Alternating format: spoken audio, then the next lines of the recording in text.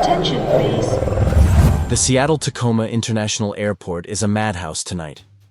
It's a crisp autumn evening, the kind where the air smells of rain and jet fuel, and Terminal A is a pressure cooker ready to burst. A glitch in the security scanners has halted lines, leaving travelers packed shoulder to shoulder, their faces etched with exhaustion. Overhead, the intercom drones on, announcing delays in a monotone that grates on every nerve. Suitcases clog the walkways, their wheels squeaking under heaps of luggage. A baby wails somewhere in the distance, drowned out by the sharp clack of heels and the low hum of 100 frustrated voices. The scent of burnt coffee from a nearby kiosk hangs heavy, mingling with the faint musk of too many people in too tight a space. Through this chaos moves Officer Rachel Harper, a 28-year-old security officer with a quiet strength that belies her inexperience. Her brown hair is tucked neatly under her cap, her uniform pressed despite a 10-hour shift. Rachel's only been on the job 2 years, and there's a gnawing doubt in her chest. Does she have what it takes to make the tough calls? Her hazel eyes scan the crowd, searching for anything out of place. But her mind keeps drifting to the mistakes she's made, the times she hesitated when it mattered most. At her side is Thunder, a 5-year-old German shepherd whose black and tan coat catches the fluorescent lights like polished obsidian. His amber eyes are sharp, unyielding, cutting through the crowd with a focus that makes people step aside without knowing why. Thunder isn't just a service dog. He's a survivor, trained to spot dangers that slip past human eyes. Tremors in a voice, a flicker of deceit. But his gift comes from a scar that never healed. 2 years ago, Thunder was a family pet, living in a small house on the outskirts of Tacoma. One night, a stranger broke in, targeting a 6-year-old boy Thunder loved like his own. Thunder fought with every ounce of his strength, his jaws snapping, his body a barrier. But he was overpowered, left bleeding beside the boy who didn't make it. The guilt still lingers in Thunder's eyes, a silent vow to never fail again. Rachel found him in a shelter, his spirit broken but his heart still fierce. She poured everything into training him, turning his pain into purpose. Now they're a team, bound by a shared need to protect the vulnerable. Tonight, as they patrol the concourse, Rachel feels the weight of the crowd's impatience pressing down. She's checking boarding passes, nodding at harried travelers, trying to stay sharp despite the noise. Thunder moves with her, his paws silent on the polished floor, his ears twitching at every sound. They're halfway through Terminal A when Thunder stops dead. His body stiffens, his tail drops, and his ears snap forward like radar locking onto a signal. Rachel follows his gaze, her breath catching.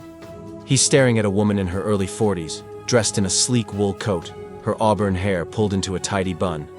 She's cradling a baby, a boy about 9 months old, wrapped in a soft blue blanket. The woman moves slowly, her steps careful, as if she's trying not to draw attention. Her face is calm, but there's something off. A tightness in her jaw, a quick glance toward the boarding gates that feels like escape. "Thunder! What is it?" Rachel whispers, her hand tightening on his leash. The dog lets out a low whine, a sound so raw it sends a shiver down her spine. She's heard it only once before, during a training exercise that left her shaken. Thunder's whine deepens, and then, without warning, he barks, a deep, explosive sound that rips through the terminal like a gunshot. Travelers freeze, their eyes wide. A businessman drops his coffee, cursing under his breath. A young girl clings to her mother, who shoots Rachel a glare. Phones come up, their screens glowing as people start filming. The woman with the baby stops, her arms tightening around the child. Her face twitches, a flash of fear breaking through her composure before she forces a smile. "It's okay," she calls, her voice too loud, too bright. "He's just loud. I need to get to my gate." She adjusts the baby, who hasn't moved, not even a flinch, despite the barking. Rachel's stomach twists. A 9-month-old should be crying, squirming, something. But this baby is still, his tiny chest barely rising under the blanket. Thunder barks again, louder now, his body rigid with purpose. His amber eyes are locked on the woman, unblinking, as if he can see straight through her. Rachel's heart races. She remembers the last time Thunder acted like this, 6 months ago, at a bus station. He'd barked at a man who seemed harmless until they found a stolen passport in his bag, linked to a missing child case. That moment saved a family, but it also taught Rachel to trust Thunder, even when her own doubts scream at her to back down. "Ma'am, please hold on," Rachel says, stepping forward, her voice steady despite the knot in her throat. The woman glances back, her smile slipping. "It's fine," she says, her tone sharper now. "I'm in a hurry. My flight's boarding." She starts walking faster, weaving through the crowd, but Thunder's barks follow her, each one a warning that echoes in Rachel's chest. The crowd is murmuring now, their voices a mix of annoyance and curiosity. Rachel feels their eyes on her, judging, waiting for her to mess up. Her supervisor, Mark Evans, a grizzled man with a permanent scowl, pushes through the throng. "Harper, what the hell's going on?" he snaps. "Get that dog under control. We're already drowning in complaints." Rachel's cheeks burn, her inexperience like a weight around her neck. She's still the new kid, still proving she belongs. If she's wrong, this could end her career. "Sir, I think something's wrong," she says quietly, nodding toward the baby. The child hasn't moved at all, not even with the barking. Mark's eyes narrow, but he doesn't argue. He's seen Thunder's track record, though he's never trusted Rachel's instincts. The woman, Jennifer she called herself, produces a driver's license, her hands trembling as she hands it over. "I'm Jennifer Hayes," she says, her voice wavering. "This is my son, Liam, 9 months old." But Rachel catches the hesitation, the way her eyes flicker when she says the baby's name. Rachel examines the ID, her training kicking in. The hologram is faint, almost invisible, like a cheap fake. Her pulse quickens.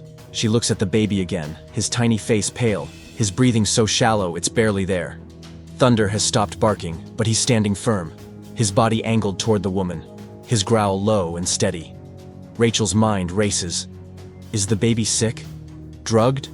Or is the woman hiding something far worse? "Ma'am, I need you to come with me for a quick check," Rachel says, her voice firm now. The woman's smile vanishes, replaced by a flash of panic. "This is absurd," she snaps, clutching the baby tighter. "I have a flight to Chicago, you can't do this." But her eyes dart toward the exit, and Rachel knows she's lying.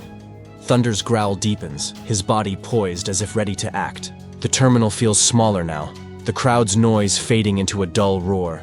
Rachel's hand rests on Thunder's head, his warmth grounding her. She thinks of the boy Thunder couldn't save, the pain that drives him to protect. She won't let him fail again. "Ma'am," she says, her voice calm but unyielding. "This is for your son's safety. Let's keep this simple." The woman hesitates, her shoulders slumping, but her eyes are wild, like a trapped animal. As they start toward a security office, Thunder's growl doesn't stop. Rachel knows this is just the beginning. What Thunder's uncovered will change everything. Rachel Harper's boots echo on the polished floor of the Seattle-Tacoma Airport's security office, a cramped room smelling of stale coffee and disinfectant. Thunder pads beside her, his amber eyes never leaving the woman who called herself Jennifer Hayes. The baby, Liam, lies still in her arms, his tiny face pale under the harsh fluorescent lights. The air feels heavy, charged with tension, as Rachel's mind races. Thunder's barks still ring in her ears, a warning she can't ignore. Something's wrong, deeply wrong, and she's determined to find out what. Jennifer sits stiffly in a metal chair, her coat draped over her lap, her fingers clutching Liam's blanket like a lifeline. Her auburn hair is slipping from its bun, strands framing a face that's trying too hard to stay calm. "This is a mistake," she says, her voice sharp but trembling. "I'm his mother. I gave you my ID. What more do you want?" Rachel studies her, noting the way her eyes flicker to the door, the way her hands shake when she mentions Liam. Most mothers would be comforting their child, not sitting like they're about to bolt. "Ma'am, we just need to verify a few things," Rachel says, keeping her tone even. She holds the driver's license, its faint hologram catching the light. It's a fake, she's sure of it. Her training screams at her to push harder, but her inexperience makes her hesitate. What if she's wrong? What if this is just a tired mom and Thunder's off his game? But then she looks at Liam, his tiny chest barely moving, and her heart twists. No baby sleeps this deeply, not through barking, not through this chaos. Thunder lets out a low growl, his body tense, his focus locked on Jennifer's purse, slung over the chair. Rachel's pulse quickens. "Thunder, stay," she murmurs, but her eyes follow his gaze. There's something in that purse, something he wants her to see. She glances at her supervisor, Mark Evans, who's standing by the door, arms crossed, his scowl deeper than ever. "Harper, you've got 5 minutes," he says. "Don't turn this into a circus." The weight of his doubt presses on her, but Rachel pushes it aside. She trusts Thunder, even if no one else does. "Ma'am, I need to check your bag," Rachel says, stepping closer. Jennifer's face pales, her grip tightening on Liam. "You have no right," she snaps, her voice rising. "This is harassment." But her eyes betray her. Wild, desperate, like a cornered animal. Rachel's heart pounds, but she keeps her face calm. "It's routine, ma'am. For Liam's safety."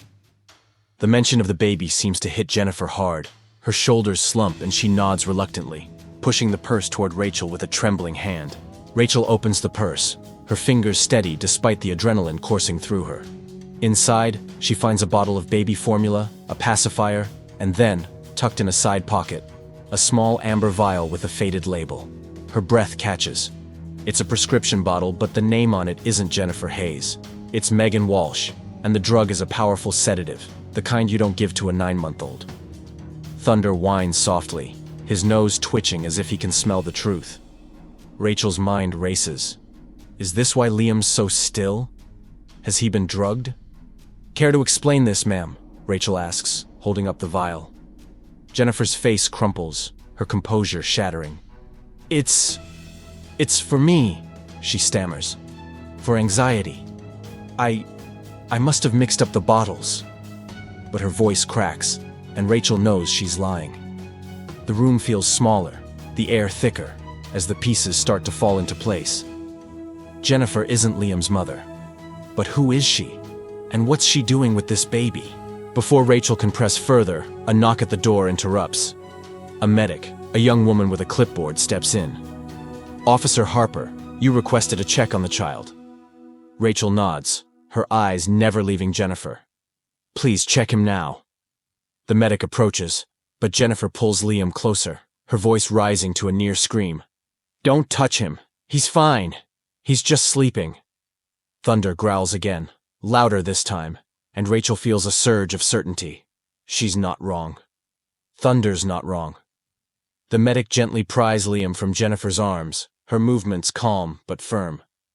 Jennifer's protests fade into a choked sob, her hands covering her face. The medic unwraps the blanket, revealing Liam's tiny body, his onesie slightly askew. She checks his pulse, her fingers pressing against his neck, and her face tightens. "His breathing's slow," she says, her voice low. "Pulse is weak. We need to get him to the infirmary now." Rachel's heart drops. Drugged. The word echoes in her mind, cold and heavy. As the medic rushes out with Liam, Rachel turns to Jennifer, her voice steady but laced with urgency. "Who are you, really? And where did you get that baby?" Jennifer's sobs grow louder, her body shaking. "I'm his mother," she whispers, but there's no conviction in her words. Rachel's about to push harder when Thunder barks again, sharp and urgent, his eyes fixed on the door.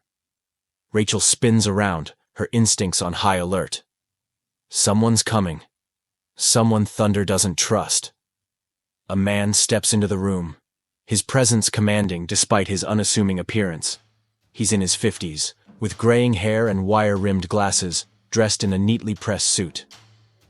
"I'm Dr. Victor Crane," he says, his voice smooth, almost soothing. "I'm Ms. Hayes' physician. I understand there's been a misunderstanding."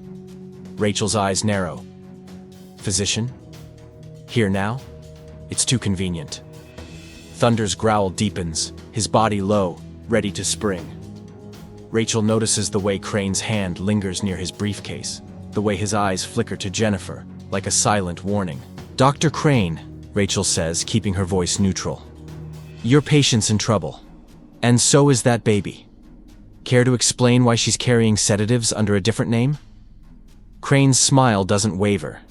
but there's a coldness in his eyes that makes Rachel's skin crawl. Megan, Ms. Hayes, has been under my care for some time, he says. She's had emotional challenges. I prescribed the medication for her, not the child. But Thunder's growl says otherwise, and Rachel trusts him more than this man's polished words. Jennifer's sobs quiet, her eyes darting between Crane and Rachel. There's fear there, but also something else.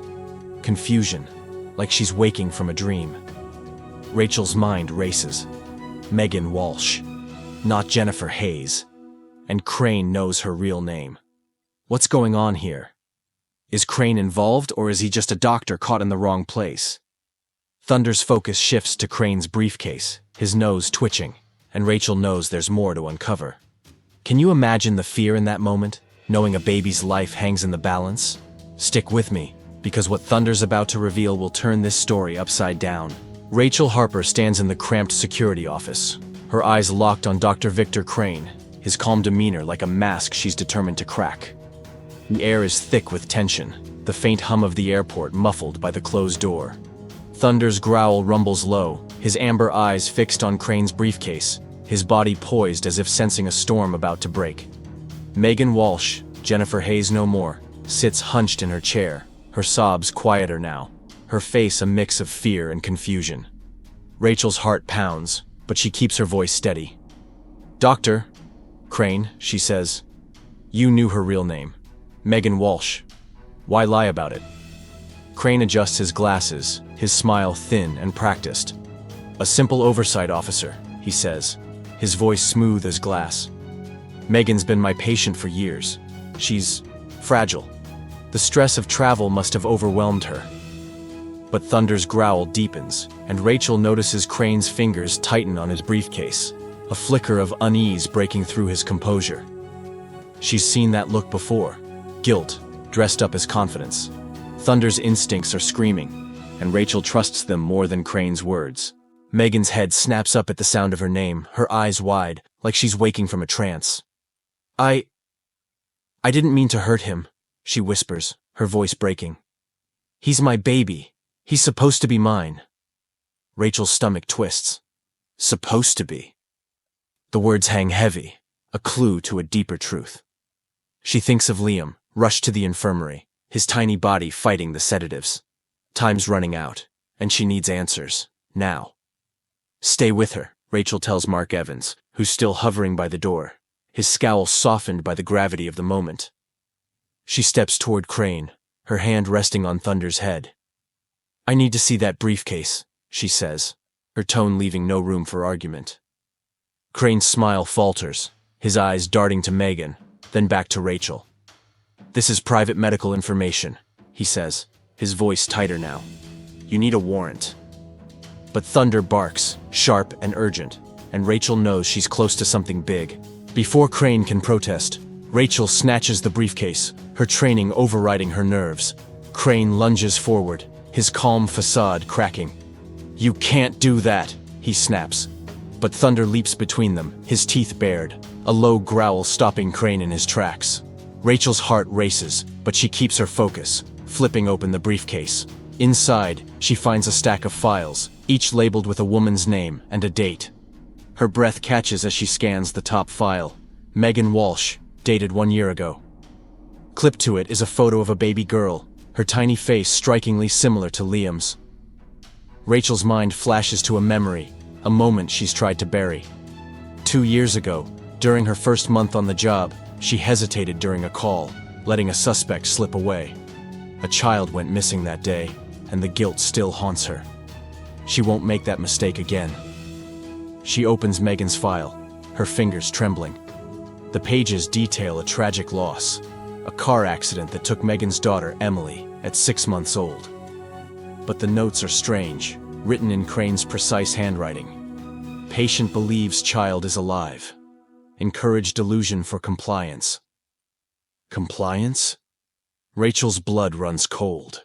What has Crane been doing to Megan? Megan's voice cuts through the silence, soft and broken. "Emily, she's not gone," she says, her eyes distant. "He told me she was taken." that I could get her back. Rachel turns to her, her heart aching. Who told you, Megan? She asks gently. Megan's gaze shifts to Crane, her face crumpling. Him, she whispers. Doctor. Crane. He said Liam was Emily. He gave me the medicine. For her. The room feels like it's spinning. Crane manipulated Megan, used her grief to make her steal a child. But why? Crane's face hardens, his mask slipping completely. She's delusional, he says, his voice sharp. You can't trust her. But Thunder barks again, louder, his body angled toward the door. Rachel follows his gaze, her instincts on high alert. She notices a security tag on Crane's briefcase, one that matches the airport's lost and found system. Thunder, find it, she says, her voice steady.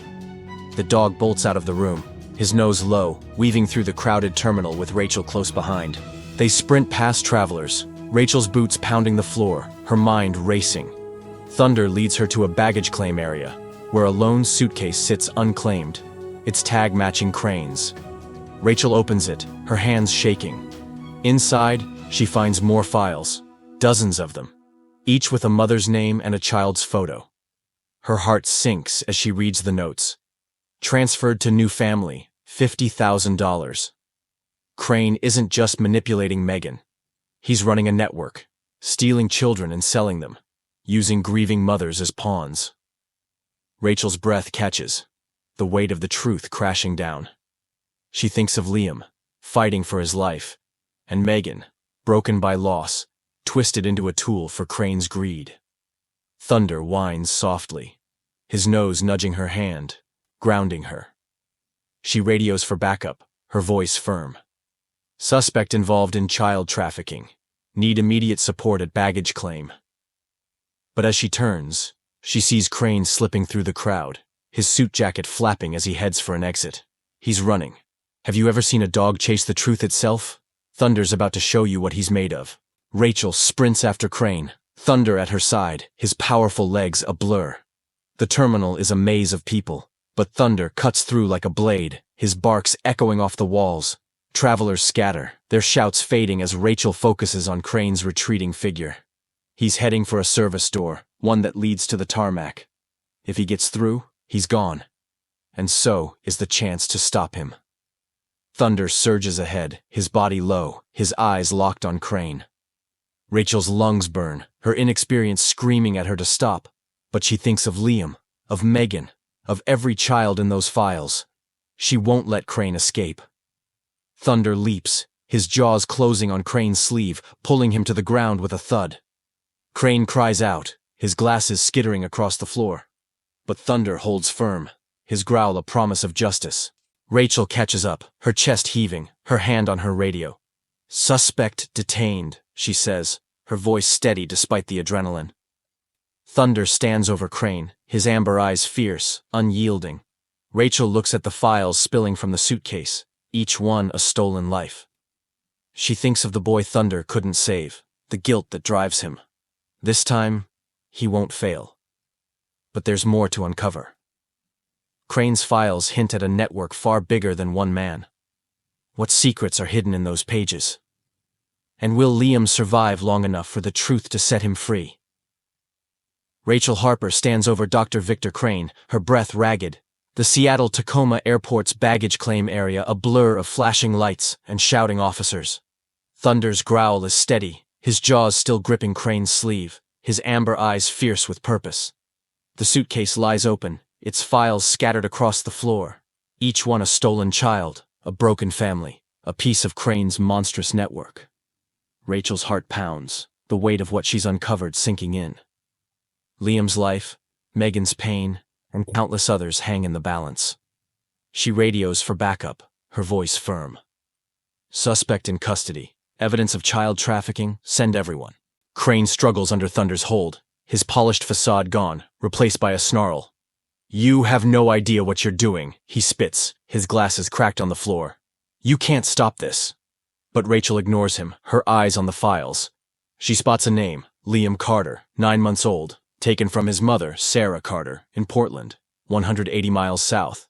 Her stomach twists. Liam isn't Megan's son, nor Crane's. He's a stolen child, And Sarah must be out there, heartbroken, searching. Officers swarm the area, cuffing Crane as Thunder finally releases his sleeve, stepping back to Rachel's side. His warmth grounds her, a reminder of why she's here. She thinks of the boy Thunder couldn't save 2 years ago, the guilt that drove him to this moment. Today, he's a hero. Rachel kneels, scratching his ears. "Good boy," she whispers, her voice thick with pride. Thunder's tail flicks, just once, his eyes still watchful. In the airport infirmary, Rachel finds Liam, his tiny body hooked to monitors, a nurse adjusting an IV drip. The sedatives are wearing off, but he's not out of danger. Rachel's chest tightens, imagining his mother's pain. She radios the Portland police, giving them Sarah Carter's name. "Find her," she says. "Tell her we have her son." The nurse looks up, her face softening. "He's fighting," she says. "He's a tough little guy." Rachel nods, her eyes stinging. She thinks of Megan, manipulated by Crane, and wonders how deep his lies run. Back in the security office, Megan sits alone, her face pale, her hands clasped tightly. Rachel approaches gently, sitting across from her. "Megan," she says, her voice soft. "Liam's not Emily. You know that, don't you?" Megan's eyes fill with tears, her shoulders shaking. He said she was alive," she whispers. "Dr. Crane showed me pictures, said she was taken. I just wanted her back." Rachel's heart aches. Megan's grief was real, her love for her lost daughter undeniable, but Crane twisted it into something dark. Rachel takes Megan's hand, her touch steady. "You were lied to," she says, "but you can help us now. Tell us everything." Megan nods, her voice trembling as she recounts Crane's sessions, how he fed her delusions, gave her sedatives, told her Liam was Emily, stolen by another family. Each word is a knife, cutting through the fog of Crane's manipulation. Rachel listens, her anger at Crane growing, but also a flicker of hope. Megan's waking up, and her truth could save others. The Portland police call back within the hour. Sarah Carter is on her way, driving 180 miles through the night to reach her son. Rachel returns to the infirmary, where Liam's eyes are open, his tiny hand curling around the nurse's finger. Relief floods her, but the files weigh heavy. She joins the officers sorting through Crane's documents, each one a lead to another child, another family. By dawn, they've identified 3 more children, all taken from grieving mothers Crane manipulated. Raids are planned, and Crane's network begins to crumble. Sarah Carter arrives at sunrise, her face a mix of exhaustion and hope. Rachel leads her to Liam, watching as Sarah collapses beside his crib, tears streaming as she lifts him into her arms. "My baby," she sobs, kissing his forehead. Liam coos, his tiny voice a miracle after the silence of the sedatives. Rachel steps back, her throat tight, Thunder at her side. She thinks of the moment Thunder barked, the spark that started it all. His instincts saved Liam, saved Sarah, and cracked open a network of pain. Megan is taken for treatment, her eyes clearer now, her guilt heavy, but her spirit stirring. She writes a letter to Rachel, left with the officers. "Thank you for stopping me. Tell Thunder I'm sorry." Rachel reads it later, her heart heavy but hopeful. Megan's journey to healing has begun, a small light in the darkness Crane created. Rachel tucks the letter away, a reminder that even broken hearts can mend. Crane is charged, his network unraveling as more victims come forward. Rachel and Thunder are honored by the airport. Rachel waves off the praise. "It was Thunder," she says, ruffling his fur. She thinks of the boy he couldn't save, the scars they both carry. This time, they won. Thunder's eyes meet hers, calm now, his mission complete. Rachel smiles, her doubts quieter. She's not just a rookie anymore. She's a guardian, like him. This story isn't just about a dog who barked. It's about trust. Trust in the instincts we can't explain. Trust in the bonds that hold us together. Thunder saw what no one else could, not because he's trained, but because he knows loss, knows love, knows what's worth fighting for. I've learned something from him. Sometimes the smallest voices, whether a dog's bark or a gut feeling, can change everything. Think about it. When did you last trust your instincts or see an animal do something extraordinary? Those moments matter. If this story touched you, hit that like button and share it with someone who loves a good tale. Subscribe for more stories of heroes, human and canine, who remind us what's possible. And drop a comment. Tell me about a time an animal amazed you, or just say where you're watching from. Thunder's story is proof. One bark can echo forever. Thank you for listening. Until next time, keep trusting the truth.